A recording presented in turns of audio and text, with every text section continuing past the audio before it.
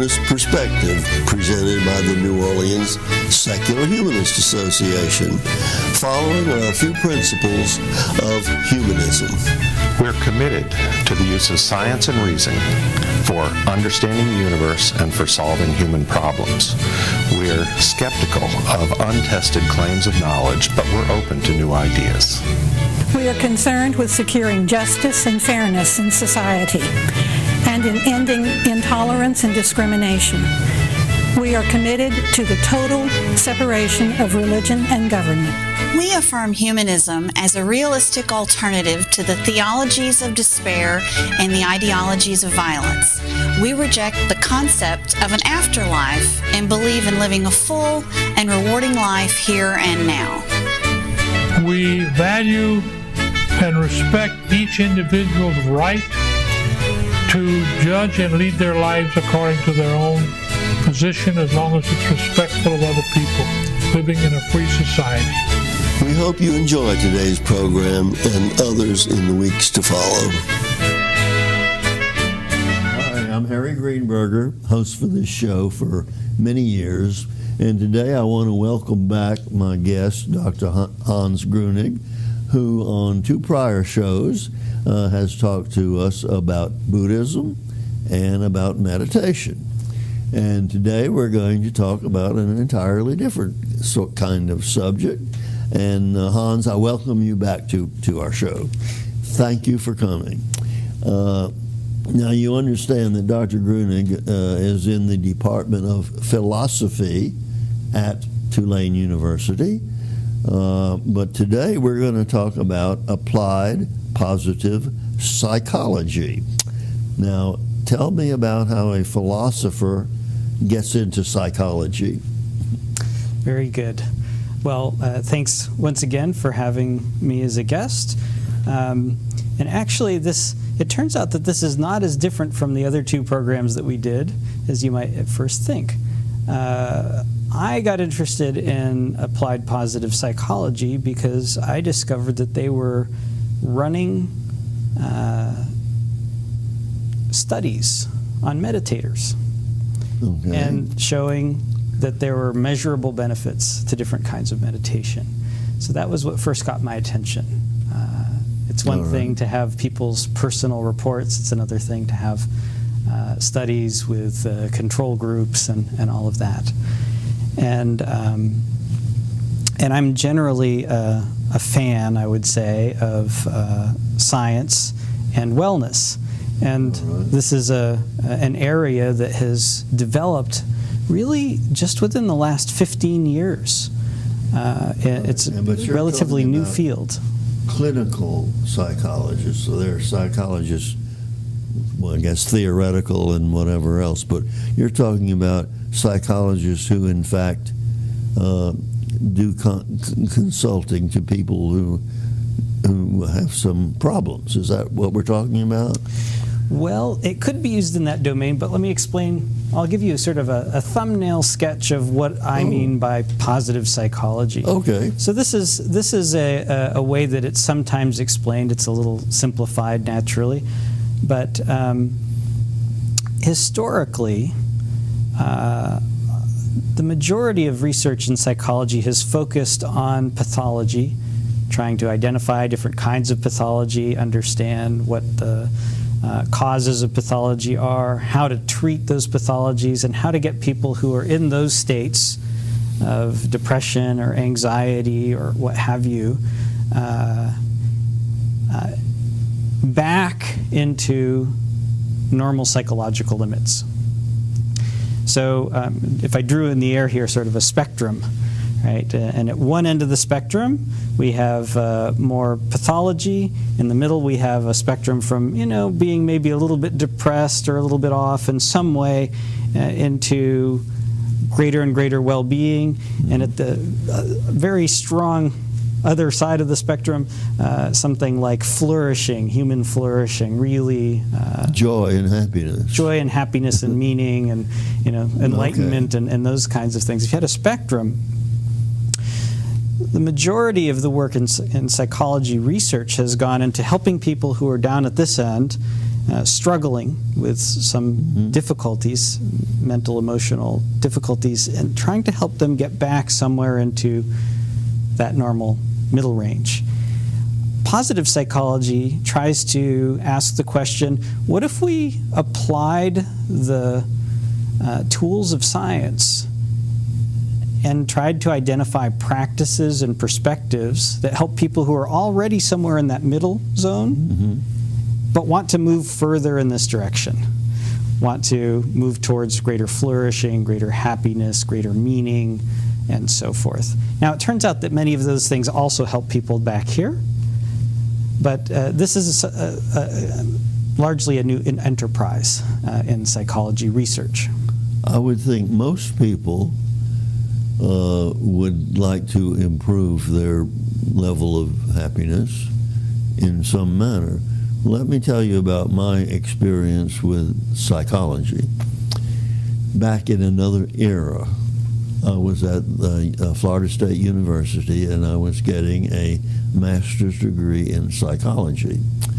And the psychology department also had a clinic, so the graduate students had patients, if you want to call them that. But the whole department was devoted to non-directional psychology. They didn't, you would listen to someone's problems, and you would say, yes, I see, but you didn't give them any advice. I decided, when I finished my master's degree, that I wasn't going to pursue that because I didn't think it was working. So that was my experience with psychology. The psychology you're talking about now was not non-directive. These people, get in there and attempt to make some changes, I presume, or attempt to help you make some changes. That's right. So there are many people who are spearheading this movement and doing research on all sorts of different practices. Everything from Robert Emmons, who does work on gratitude and has discovered that the simple act of keeping a gratitude journal, maybe once a week, simply writing down 5 things that you genuinely feel grateful for and taking time to reflect on that. Because if you remember from a previous program, the mind typically gravitates towards areas where it's dissatisfied, things that it's trying to avoid, things that it doesn't have and is trying to get, and is stressed about. If you take time to focus on the things that you do have and are grateful for, and to feel that gratitude, it makes a really significant impact on your happiness. And that is where you're saying that this applied positive psychology is very much akin to meditation. Well, meditation would be one of the sorts of things that positive psychologists have studied and shown to have significant benefits, alongside exercise, for that matter, physical exercise.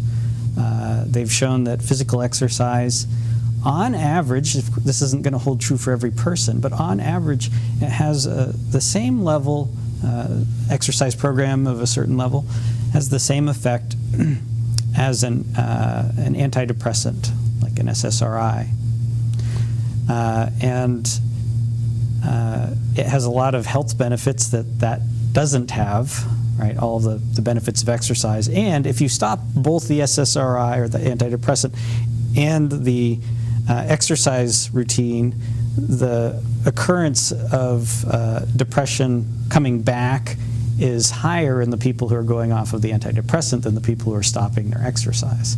So there are all these interesting benefits that not only does it help, many of these practices help people who are in that middle zone in normal psychological limits, who are trying to get to a more positive place, but also many of these things can help many people who are struggling with something like depression. I personally have an aversion to exercise, and I know that I'm not alone. But you're saying it is a component of developing a happier life? It does have that effect for most people, yeah. Now, I understand people who, I guess, jog, and they get some sort of a high from that exercising. Is that correct? I've heard that. But even if you're not getting that sort of high, on average, people who exercise regularly tend to have an elevation and a sense of well-being and mood and energy and so forth. Now, when you say applied positive psychology, and there are two professions, psychologists and psychiatrists, are both of them interested in and practicing this applied positive psychology? Do the psychiatrists who have medical degree, are they more skeptical, or do they incorporate it as well? Well, I think it varies, but the more that there's the scientific studies are coming out, the more that this is happening. I think that more people with a medical background are accepting these things. So where they might have been skeptical before, they look at some of these studies. They might be skeptical of some of the studies. Not all studies are equally well designed, of course. But some of the studies are very well designed, and they're showing these changes happening. So. Well, if a person decides he needs to get some consultation, some help, how do you know whether the psychologist or psychiatrist that you've been referred to includes this applied positive attitude? How do you find that out? Well, first of all, I would say that you don't have to go. I mean, one of the nice things about this is that a lot of the research is there for the general public. You don't need to have a mental health professional. That you do on your own. Yeah, you could just read a book like this. Okay, you've got a book there. Show it to the camera so they can see what this book is. This is a book that I use in one of my classes at Tulane.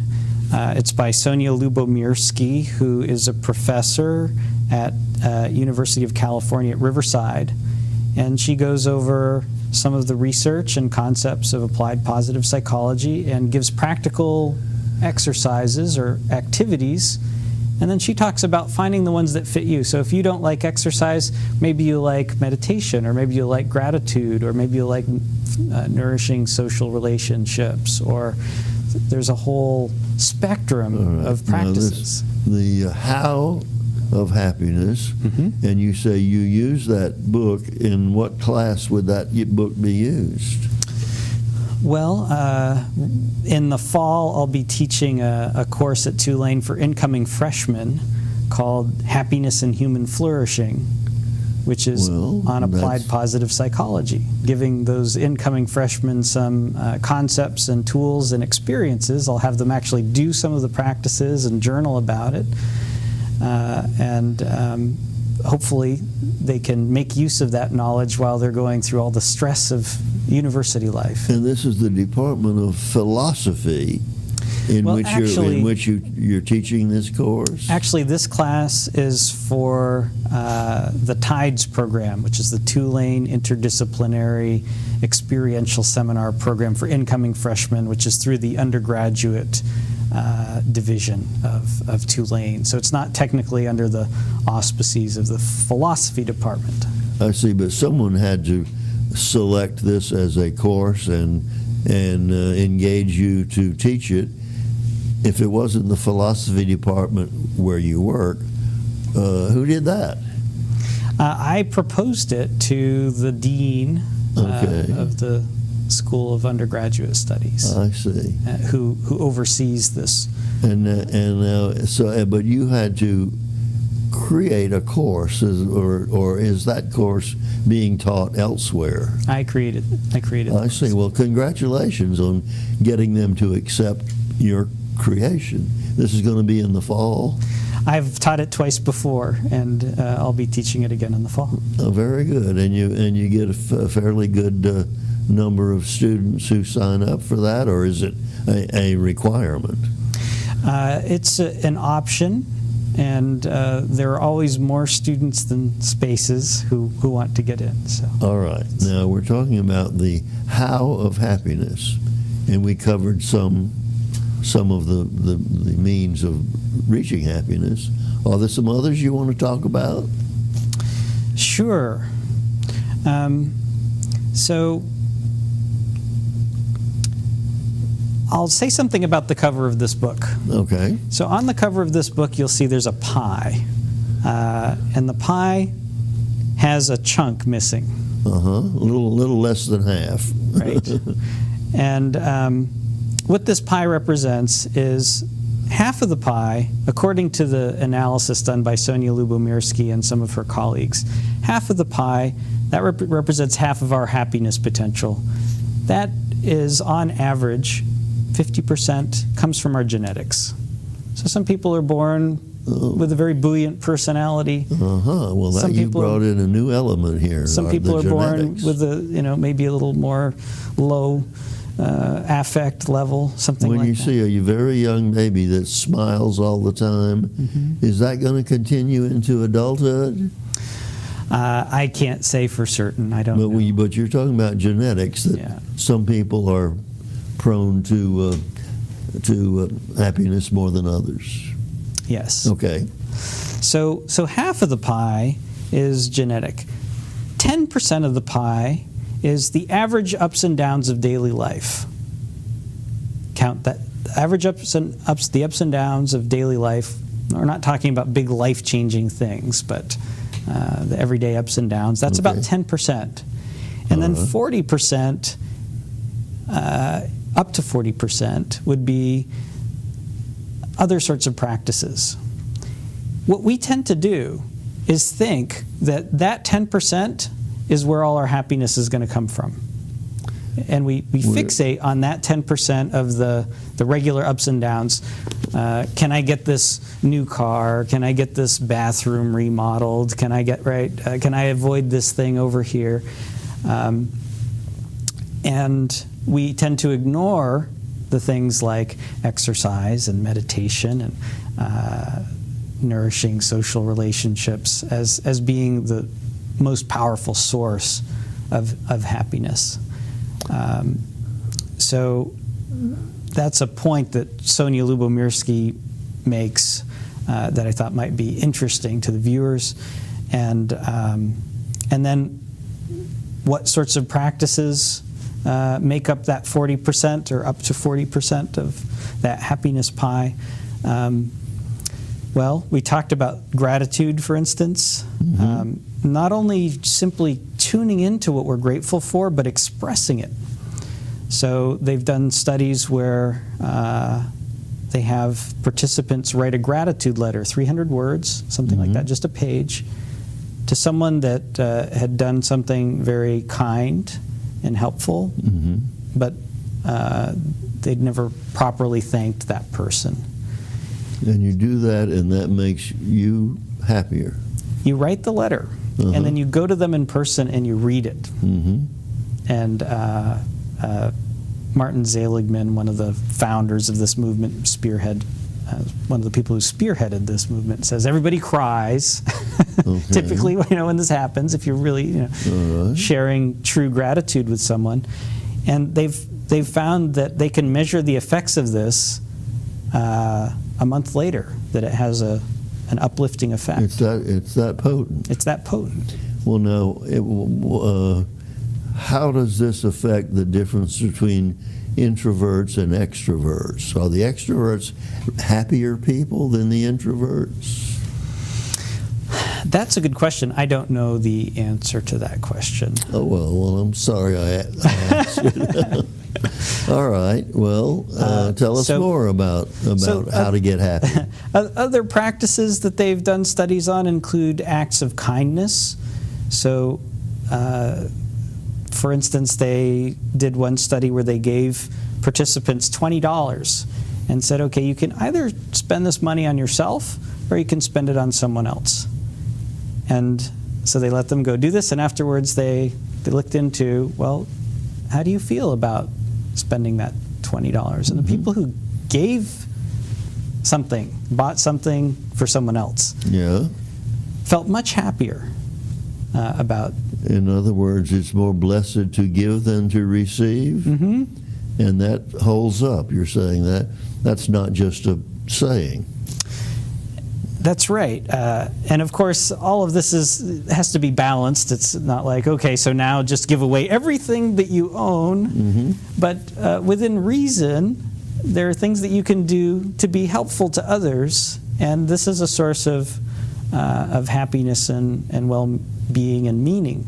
So Martin Seligman, towards the beginning of this movement, defined three central areas to be studied. One was pleasure. So the happy life includes pleasure. One was what he called engagement or flow, and one was what he called meaning. I understand pleasure. Now, what is this engagement thing? Mm-hmm. So there's an interesting researcher whose name is very difficult to spell, Mihaly Csikszentmihalyi. Okay. It's much easier to look up his books. He wrote a book called Flow, so just know that word flow and look for that name, Csikszentmihalyi. And he identified, watching painters paint, he became very interested in how the painters would seem to just merge with the activity of painting, and developed a concept of flow, which is activities where we become so engaged in what we're doing, time seems to disappear. So for some people it might be reading a book, for some people it might be painting, for some people it might be playing an instrument. There are all sorts of places where you might experience a flow experience. Typically those are areas or activities where it's engaging, it's not so easy that we get bored, and it's not so difficult that we get frustrated. So we're in that prime engagement zone with the activity. And so this is an area that's a fair amount of study has been done. Okay. So this has been incorporated into positive psychology alongside pleasure. And then the third area is meaning. So and this seems to be one of the most important areas, that people like Martin Seligman would say that pleasure is fleeting. We eat our vanilla ice cream and then we're done. And there was pleasure while we were eating it, but there isn't a whole lot afterwards. 2 days later, 5 days later. Oh, it's gone. I understand. Gone. Unless you're anticipating another ice cream cone. Right. So on the other end of the spectrum, something like meaning, you might look back 30 years later at a moment where you made a difference in somebody's life, and they knew it, and maybe they expressed gratitude for it, maybe they didn't, but you felt really good about making that difference, and it can make you feel much happier 30 years later, right? All right. Now, do you get any feedback from your students from that course? You're telling them how to be happy. Do they see you, after that course is completed, and tell you that it made some difference? In some cases, certainly as we go along, I have them write up their experiences, and so they give me feedback. How was this experience for you? How did you feel about it? What was there an increase in pleasure, an increase in flow, an increase in meaning? What are your thoughts about this in the future? And it's not the same for every student, for every activity, of course, but on the whole, students seem to find some activities that they gravitate towards. One of the things that Sonia Lubomirsky talks about is fit. So what's the word again? Fit of an activity to a person. Okay. So one person may love exercise, and that might be right at the top of their list for happiness activities. And another person may not, like yourself, like most exercise. College courses have examinations, tests. Do you have them in that kind of class? Sometimes, because there's all kinds of factual information, theories, Because you have concepts. to give them grades. That's true. Do they all get good grades, or do some of them fail that class? How to be happy. You could fail the class, but somehow my students seem to do well. So. Oh, good. All right. Well, we still have some time to talk about applied positive psychology and happiness. Tell us more. Well, let's see. Some other areas, some other kinds of practices include nourishing social relationships. So doing things like that gratitude letter or acts of kindness towards others can help that. But there are many things that we can do to enhance our relationships with other people, making time for them, relating to them openly, sharing empathy and appreciation and gratitude. Well, since you mentioned that, the young people today, their contact is with an electronic gadget in their hands instead of one-to-one, person-to-person in the same room talking to each other. Isn't that going to be detrimental? That's a really good question. I don't know what the answer to that question is. It seems to me that there are indubitably aspects of in-person communication that are helpful and are wonderful to engage in and celebrate that you can't do electronically. Yes. So there have been studies on hugs, for instance, that hugging is something that releases oxytocin and generates happiness. And you can't hug someone if he or she is on a little gadget and you're on a gadget somewhere, maybe in the same room. In the same room, that's right. But I don't want to say that it's all bad, because you can express admiration and appreciation and gratitude and these kinds of things that way as well. Well, it's not all bad, but I would suspect that something is lost.